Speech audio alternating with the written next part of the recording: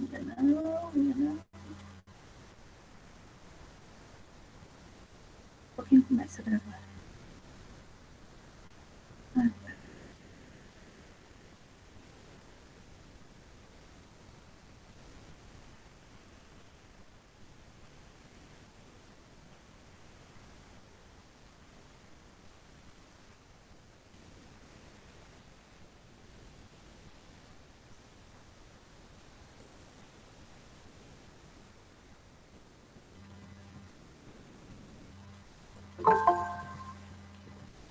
Já começamos a gravar.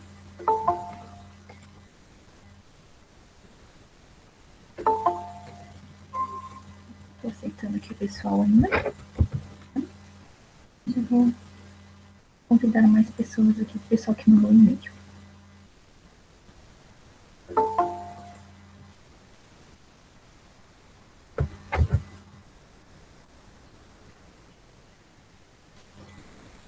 Pronto, acabei de enviar o convite por e-mail para Jennifer. Então, vamos lá, vamos para a aula que a gente ainda tem bastante coisa para fazer ainda. Vamos lá. Hoje nós vamos falar um pouquinho de algumas áreas de atuação do médico veterinário. Na verdade, a função dessa disciplina é apresentar a veterinária para vocês, né, e mostrar que veterinária vai muito além do médico de animais, tá? Então, aqui é só um apanhado geral, né, das principais atuações, das atuações mais frequentes, mas, claro, tem muito mais, tá, gente? A primeira área de atuação que a gente vai ver é a área de saúde animal mesmo, né? Então, consta ali na Lei 5.517 que é atividade privativa do médico veterinário a prática da clínica em todas as suas modalidades. Ou seja, somente o médico veterinário pode clinicar, né, animais. Então, e na verdade essa é a atividade mais conhecida do médico veterinário, né? Então, a clínica médica e cirúrgica é uma das inúmeras atribuições e é a mais importante no quesito público, né? Então, é a atividade mais conhecida do médico veterinário, certo?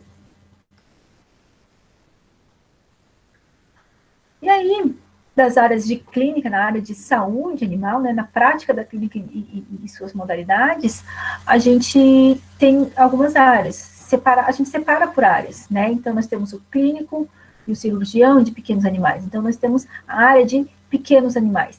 E uma grande vantagem, né, da clínica de pequenos animais em relação às outras clínicas de outros animais é que a clínica de pequenos animais ela vem se especializando, né, se especializando e separando por diversas especialidades, diversos setores, né? Então, antigamente, o clínico, ele precisava ser clínico, cirurgião e anestesista, o clínico de pequenos, né? Mais antigamente ainda, o clínico ele tinha que ser clínico de gado, clínico de cavalo, clínico de cães e gatos, da galinha, né? Da ovelha, e se vire, o veterinário, certo?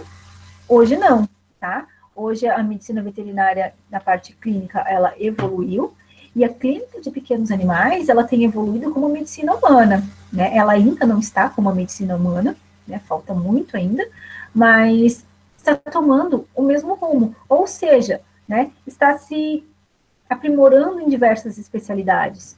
Por exemplo, eu coloquei aqui algumas especialidades que já foram criadas para a medicina veterinária. Por exemplo, dermatologia, né, que é o clínico que trata apenas pele, oftalmo, olho, urologia, nefrologia, né, rins, sistema urinário, endocrinologia, né, toda a parte hormonal e glândulas, né, neurologia, sistema nervoso, a clínica de felinos, né, a oncologia, que trata o câncer, né, gastroenterologia, doenças do trato gastrointestinal, traumatologia, ortopedia, né, sistema músculo-esquelético, cardiologia, coração, odonto, boca, infectologia, né, doenças infecto-contagiosas, né, nutrição, nós temos nutricionistas clínicos veterinários trabalhando hoje em clínica de pequenos animais, né.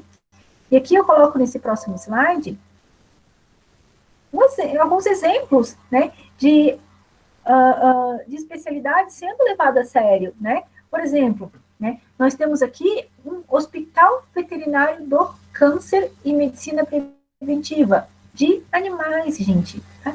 De animais. Então, um hospital só para câncer, né? Então, que aqui como propaganda, inclusive, né, tem um atendimento clínico nutricional, né, tem um nutricionista que prepara, né, a alimentação deste paciente. Aqui, ó, outros exemplos, né, núcleo de medicina veterinária avançada, né, núcleo de medicina intensiva, tá? Tem hospitais, tá, que só tem UTI, né, ou seja, eu tenho um paciente grave, a minha clínica não tem estrutura, eu vou encaminhar para onde? Para o hospital que só tem UTI, né? Que só trata de medicina intensiva, tá? Dermatologia, né? Então, dermatologia hoje também em qualquer lugar tem, né? Tem bastante agora especialistas em dermatologia, né? Então, clínicas específicas para isso, certo? Não é só o clínico estar dentro, o clínico que tem uma especialização está dentro de uma clínica normal, de uma clínica geral. Não, é o clínico que se especializou e montou um hospital, uma clínica para apenas atender dermatologia, certo? Aqui, mesma coisa, tá? Renalvet, tá? Que foi uma clínica que começou com hemodiálise e hoje é uma referência para a especialidade de nefrologia e urologia, certo? Então, trata apenas doenças do trato urinário. Tá? Então, é uma tendência hoje na clínica de pequenos animais, é especializar ainda mais. Isso é bom? Isso é ótimo. Isso é ótimo para o mercado, porque aí sobra espaço para todo mundo, para todos esses profissionais que estão se formando, né? Isso é ruim para quem? Para quem não gosta de estudar. Quem não gosta de estudar precisa achar outra coisa para fazer, tá? Porque na veterinária não vai dar certo. Por quê? Porque a veterinária é isso, é estudar constantemente, tá? Estudar, se especializar, certo? O Jackson aqui perguntou se a clínica de grandes se desenvolve muito menos que a de pequenos. Neste quesito, sim, tá? Por exemplo, as especialidades de clínica de grandes são menores, são menos, né? O que a gente conhece mais agora é odontologia equina, mas no mais é o clínico de bovino de leite, é o clínico de bovino de corte e pouca coisa, tá? Então aqui, ó, né? O que a gente vê mais hoje ainda de especialidade em clínica de grandes, né, é a odontologia, que tem crescido bastante, tá? Mas também tem ortopedia, traumatologia, o que antigamente se fazia eutanásia nos animais, né, com determinadas fraturas, né, lesões neuromusculares, hoje, né, já tem especialistas, né, lidando com essa parte locomotora, né, então, também está evoluindo, não na mesma velocidade da clínica de pequenos, mas eu acredito que é uma grande tendência de mercado até para a clínica de grandes, tá? A Gabriela perguntou aqui como funciona, né, a oncologia em pequenos animais. Não é só cirurgia, tá? Na verdade, a oncologia ela é muito mais ampla do que cirurgia. O que é o normal de um clínico geral fazer? Pegar um tumor de mama, operar e acabou, né? Mas hoje a gente conhece diversos tipos de tumores, sabe que alguns são responsivos à quimioterapia, à radioterapia, né? Muitos pacientes são submetidos à quimioterapia, né? Antineoplásica, né? As próprias cirurgias oncológicas precisam ter especialização porque são muito extensas, né? Então precisam de cirurgias reconstrutivas. Então a oncologia, ela e sem contar que alguns tumores, né, não tem tratamento, né, não respondem à quimioterapia e são inoperáveis, né, mas ainda assim você precisa dar qualidade de vida a esse paciente, né, então é o que a gente chama de medicina paliativa, terapia paliativa, dar qualidade de vida do animal, para o animal enquanto ele estiver vivo, certo? Então, a oncologia, ela está evoluindo bastante. E quimioterapia agora tem bastante mesmo, tá? Não é só remover o tumor, né? A gente precisa identificar, né? Classificar, né? E também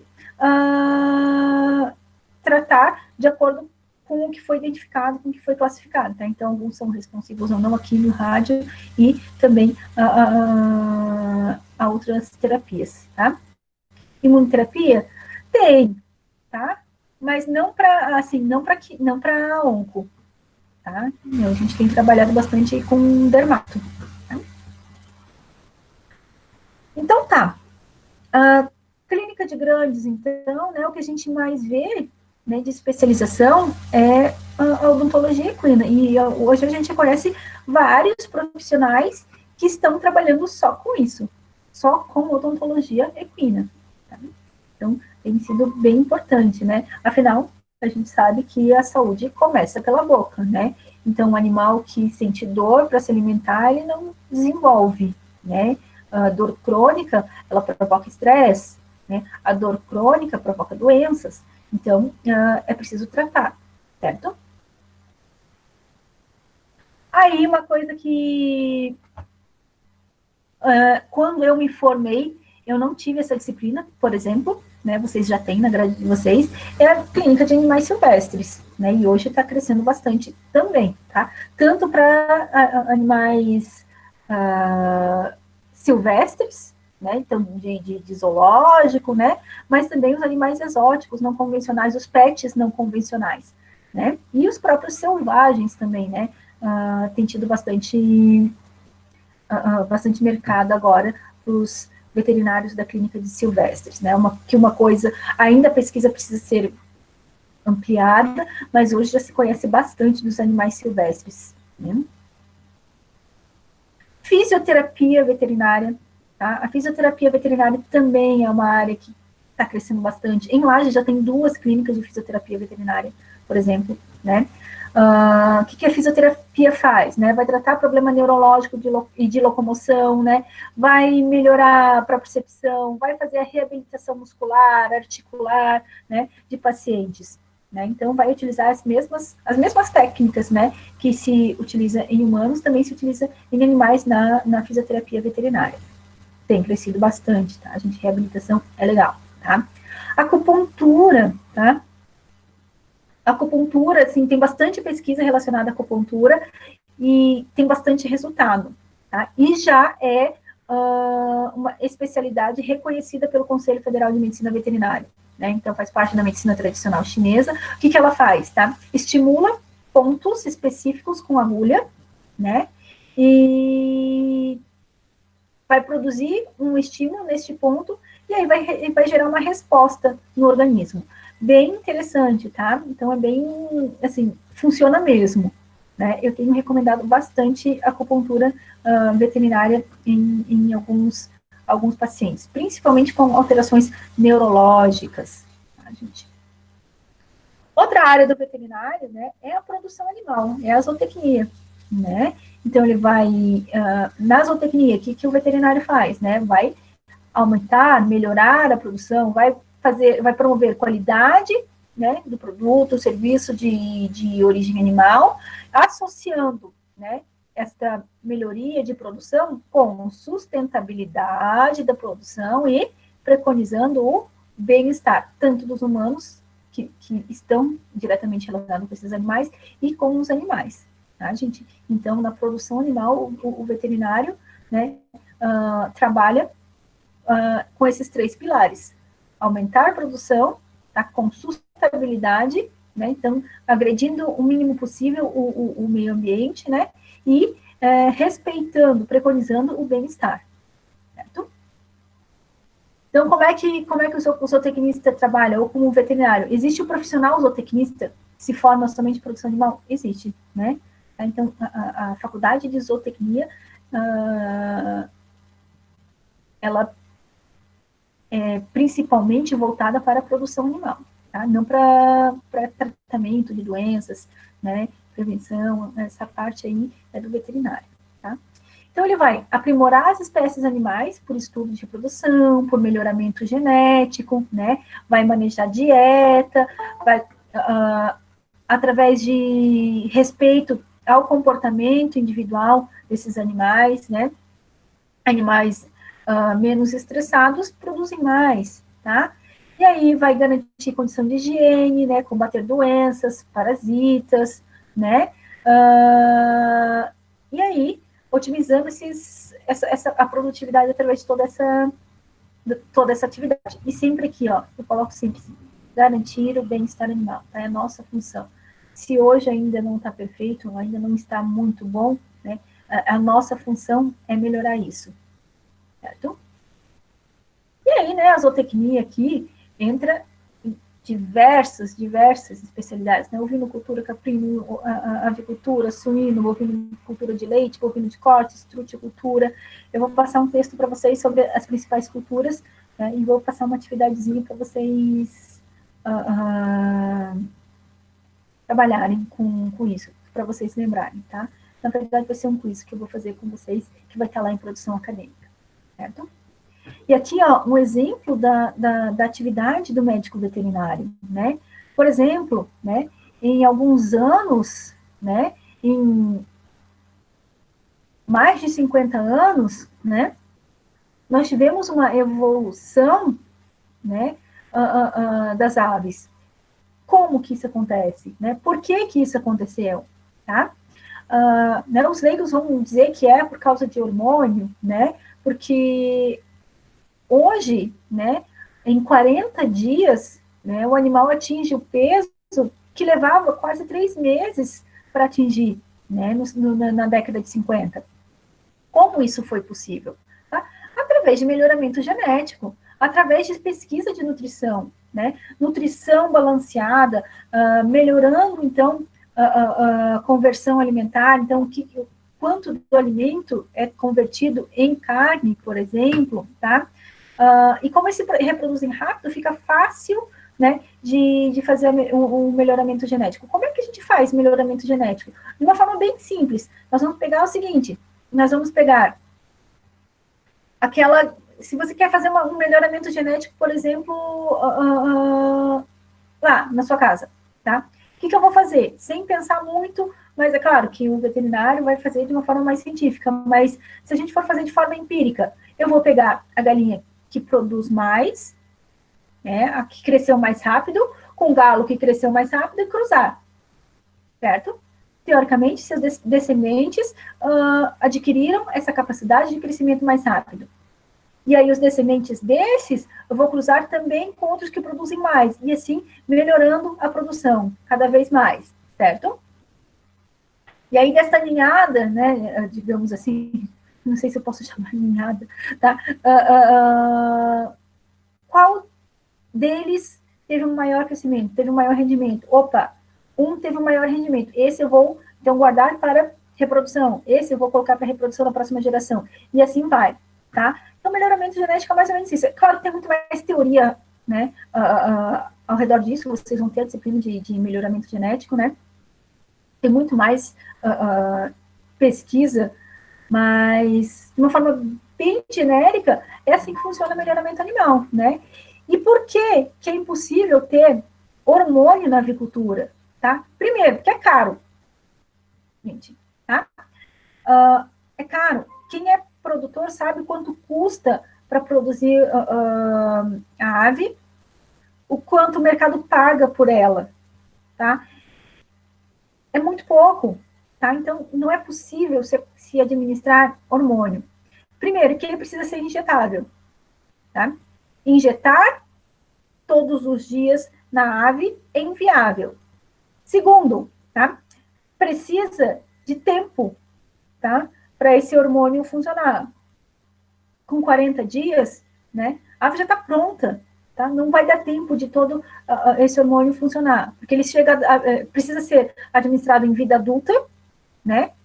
Mas quando ele chega na vida adulta, já está pronto para ser abatido. Então não dá tempo, né? Outra coisa, é proibido, certo? Quem fabricaria, tá, esses hormônios de forma escondida e onde a gente guardaria tanto hormônio para tantas aves? Não existe, tá, gente? Tá? Então, o ponto-chave para o sucesso na avicultura é uma pirâmide entre nutrição, genética e manejo, certo? Então, a nutrição, ela garante uma melhor conversão alimentar, né? A genética vai fazer aquela melhor seleção genética, né? Então, ela vai colocar para a reprodução frangos com melhor potencial genético e ambiente, tá? Então, melhorando o ambiente também, né? Tem uma melhora da produção, né? Então, aqui, falando de melhoramento genético, né, então vai buscar animais com maior potencial genético, com características compatíveis com os interesses de mercado, né? O que é bom para o produtor, o que é bom para o processador, o que é bom para o consumidor. Então, precisa, o melhoramento genético, ele também precisa atingir esses 3 pontos, né? Qualidade, né? E eficiência alimentar. Um outro exemplo de melhoramento genético, aqui mais relacionado com o bovino, tá? Eu coloquei aqui um exemplo de internet, vocês lá na bovinocultura de corte e melhoramento, e na bovinocultura vocês vão ver bem melhor, bem mais aprofundado isso, mas é só um exemplo, tá? Por exemplo, esse gado Santa Gertrudes, tá? É um cruzamento, né, entre o Shorthorn, né, e o Brahman, tá? Ou Brahma, um zebu, tá? Que fez esse cruzamento, tá? O Shorthorn, então, ele é ótimo produtor de carne, mas é muito sensível à doença e ao calor, tá? E os zebuínos, né, o gado zebu, ele tem menor produção de carne que esses europeus, né, mas é mais resistente à doença e ao calor. Então, cruzando essas duas raças, nós temos uma raça, né, que pega algumas características boas do gado europeu e do gado zebuíno. Então, ele tem uma maior produção de carne e maior produção de carne que o zebu e maior resistência a doenças do que o gado europeu, Shorthorn, tá? Então, seria mais ou menos isso um exemplo, tá? Do melhoramento genético. É óbvio que vocês, quando vocês forem ver mais para frente, vai ser bem mais aprofundado que isso. Tá? Outra área também relacionada à veterinária são as biotecnologias em reprodução. E isso também está sendo muito, muito, muito avançado, tá? A veterinária está trabalhando bastante, né, nessas técnicas reprodutivas, né, com inseminação artificial, transferência de embrião, fertilização in vitro, é uma realidade, né, e, assim, e os estudos estão avançando cada vez mais nessa área, tá? Então, só exemplo também, vocês vão ver isso em fisiopatologia da reprodução, tá? Lá quando vocês estiverem na 8ª fase. Né? Então, o que é inseminação artificial? Tá? A inseminação artificial é a deposição mecânica do sêmen no aparelho reprodutivo da fêmea. Tá? Mas por que fazer isso? Né? Por que fazer uma inseminação artificial se eles conseguem cruzar, se são 2 animais aptos a cruzarem? Por quê? Tá? Porque a gente vai utilizar, tá, o sêmen de um touro com alto valor genético. E esse touro, ele não precisa sair de onde ele está para cruzar com a vaca no lugar onde ela está. Ou seja, eu consigo pegar um sêmen de um touro muito bom de lá do Mato Grosso. Eu consigo pegar um sêmen que seja uma outra cidade aqui de Santa Catarina. Mas eu não preciso fazer o transporte desse touro para poder fazer o cruzamento. Eu vou transportar apenas o sêmen. Sem contar que tá, uma ejaculada do touro, dependendo, tá, da viabilidade dos espermatozoides dele, né, pode virar em muitas doses. Tá? Então, eu consigo disseminar uma boa genética, né, de forma muito rápida, né, apenas transportando, né, no nitrogênio líquido, certo? Que Sim, Gabriele, tá? Tem alguns touros que continuam doando sêmen mesmo depois de mortos, tá? Que esse sêmen foi armazenado, né? E aí continua tendo várias gerações ainda desse mesmo touro, tá? Então, é bem interessante, né? A questão da inseminação artificial, tá? E aí vai diminuir a dificuldade da monta natural, né? Que diminui algumas situações, né, que produzem dificuldade. Então, é bem interessante a utilização da inseminação artificial hoje, está bem difundido, tá? Pode ser feito por tempo programado, né? Então, pode, inclusive, não precisa nem esperar a fêmea entrar no cio, pode estimular o cio com hormônios, né? Para que a gente programe o nascimento desses bezerros, tá? Dura quanto tempo um bujão? Não faço ideia. Não faço ideia. Nunca perguntei isso. Posso perguntar depois para a professora de reprodução, tá? Eu vou ficar devendo essa resposta para vocês, tá?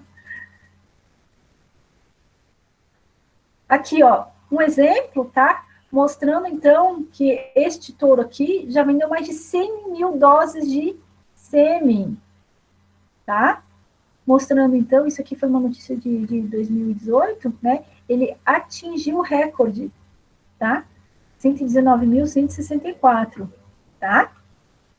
Então, um touro com alta qualidade genética pode disseminar, então, esses genes bons, né, por várias gerações, tá? Então, isso é legal da inseminação artificial. E o que é transferência de embrião? E aí? Se a gente for pensar, para que serviria transferência de embrião? Por que eu vou tirar o embrião de uma vaca e colocar na outra? Não faz sentido, tá? Não faz sentido se a gente imaginar que todas as vacas são iguais, tá? Por que a gente utiliza transferência de embrião, tá?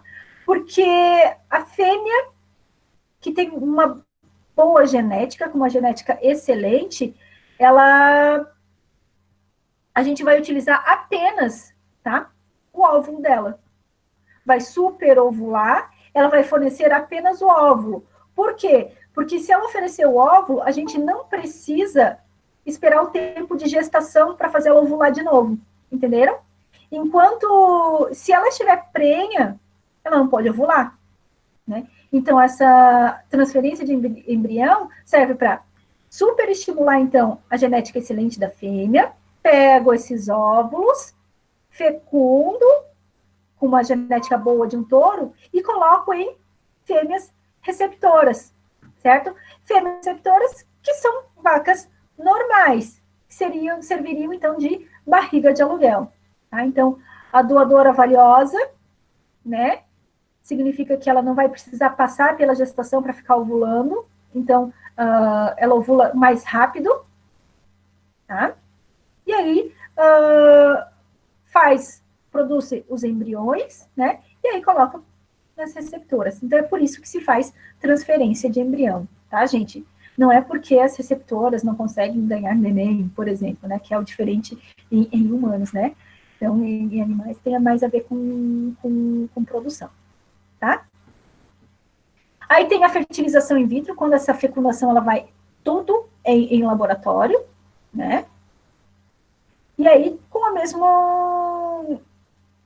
o mesmo princípio, tá? Da transferência de embrião, tá? Aqui, com a diferença, tá? É que esses embriões, eles são formados na doadora, são retirados e são colocados na receptora. E aqui é tudo dentro, tudo em laboratório, e só depois vai para a receptora, tá?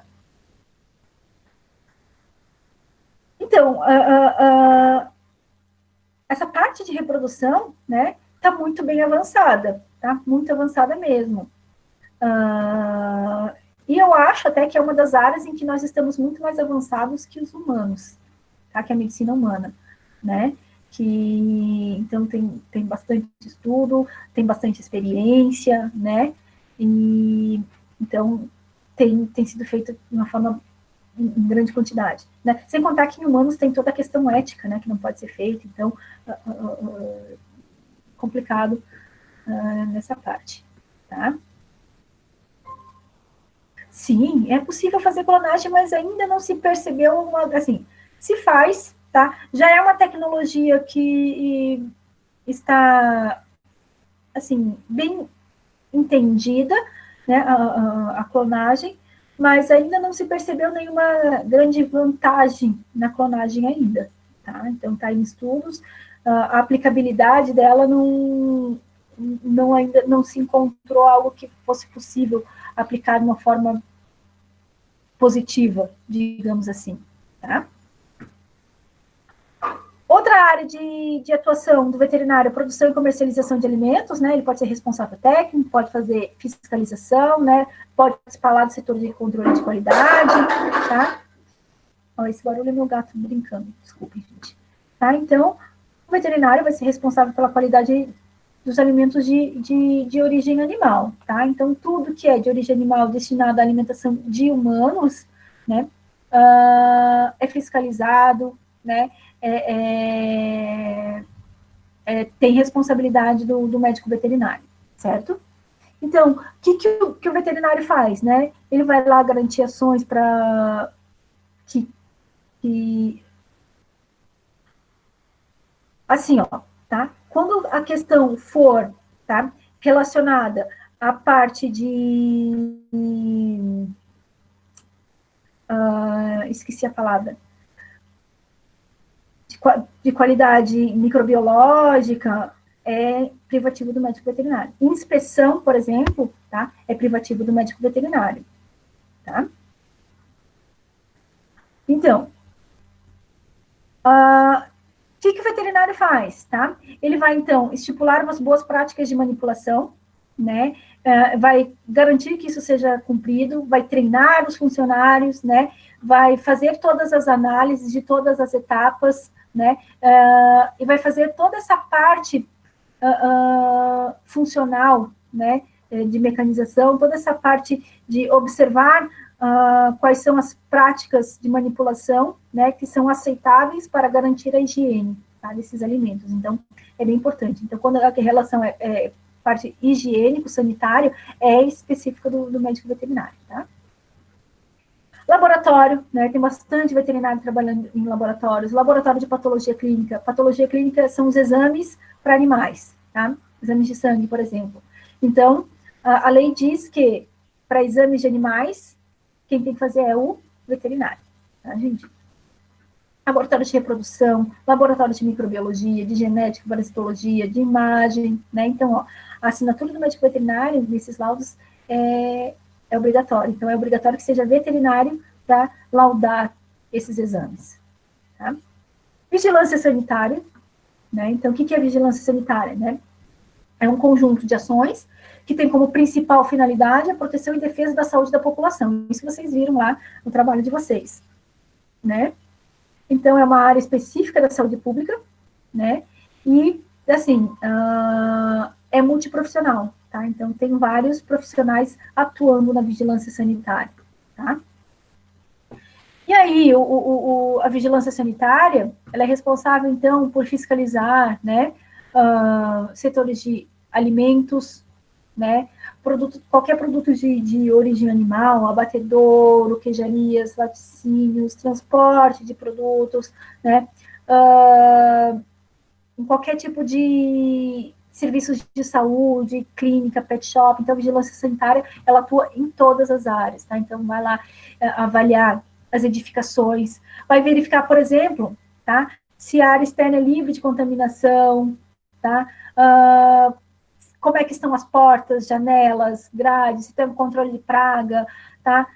Como é que está o manejo dos resíduos, se está eliminando esses resíduos de forma correta, se está contaminando o ambiente, se não está, né? O esgoto tem, não tem, tudo isso aí é feito pela vigilância sanitária, certo? Super importante, né? Super fundamental, tá? Outra é a vigilância epidemiológica, tá? Então, ali, ó, a vigilância epidemiológica, por exemplo, vai trabalhar no controle de zoonoses. O que são zoonoses? São doenças transmitidas dos homens para os animais e dos animais para os homens, certo? Mas principalmente dos animais para os homens, né? Então, ele vai aplicar seu conhecimento, tá? Principalmente na detecção e prevenção dessas doenças, tá? O veterinário, ele tem a função de prevenção, né? A medicina veterinária preventiva dessas doenças. Por exemplo, o veterinário trabalhando em barreiras sanitárias, tá? Essas barreiras sanitárias são fundamentais para evitar a disseminação de doenças de um estado para outro, né?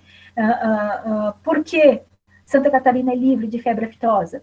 Graças à atividade da vigilância epidemiológica, né? Então, assim, é preciso ter uma boa fiscalização para evitar a disseminação de algumas doenças, né? Então, essas barreiras sanitárias são fundamentais, certo?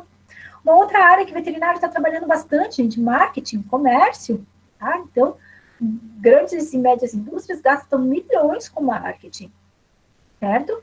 Então, promotores técnicos, né, que participam, por exemplo, desses congressos, de feiras e coisa e tal, isso, assim, movimenta milhões, tá, gente? E aqui, então, a importância de a gente estudar comunicação, da gente aprender a se comunicar, o veterinário saber conversar com as pessoas, inclusive ter as disciplinas humanas e sociais para aprender isso também, para conhecer o ser humano também, tá, gente? Então, marketing, comércio é fundamental. E vou falar para vocês, repetir o que eu já falei para vocês, tá? Se você não gosta de pessoas, né, aqui não é um bom lugar para permanecer se você não se esforçar. Tá? Então, vocês têm 5 anos para se esforçarem, para aprender a gostar de pessoas, ou pelo menos aprender a se comunicar com as pessoas, tá? Você não precisa gostar de todo mundo, mas você precisa tratar bem e se comunicar com todos eles, né? Então, aprender a trabalhar em equipe, aprender a lidar com pessoas difíceis e fáceis, né? Então, assim, a gente tem uma tendência a querer lidar só com gente fácil, tá? Mas pessoas difíceis aparecem na vida de vocês, tá? Vão aparecer. E vocês têm que aprender a lidar com essas pessoas, tá? Pessoas que não tiveram um dia bom, pessoas que estão com problemas, né? Tudo isso, gente, a gente vai lidar. Tá? Quer ver dono de gato? Tá? Eu sou dona de gato, eu sei bem o que é, tá? Dono de gato é o bicho mais ranheta que tem, tá? Então, clínico de pequenos, quando vê o dono de gato chamando o gato de filhinho, dessa altura, né? Porque bicho é chato, tá? E eu sou dona de gato, eu sei como é que é, tá? Eu sou a mais chata do universo.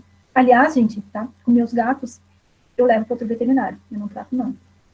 Tá? Então, eu tenho problemas, tá? Emocionais em lidar com meus próprios animais. Outra área, então, né? Do veterinário é a responsabilidade técnica. É aquele veterinário que assina, tá? Se responsabilizando pela garantia da qualidade dos produtos e serviços oferecidos, né, por algumas empresas, tá?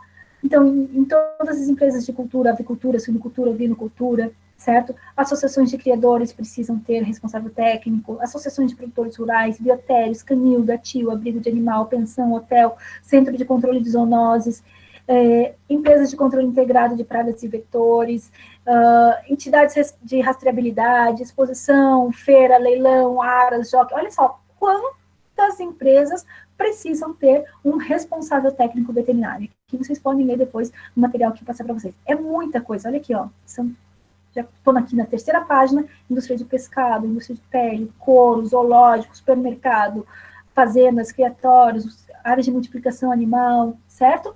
Então, o responsável técnico é aquele profissional que vai se responsabilizar pela qualidade dos serviços e produtos oferecidos, tá?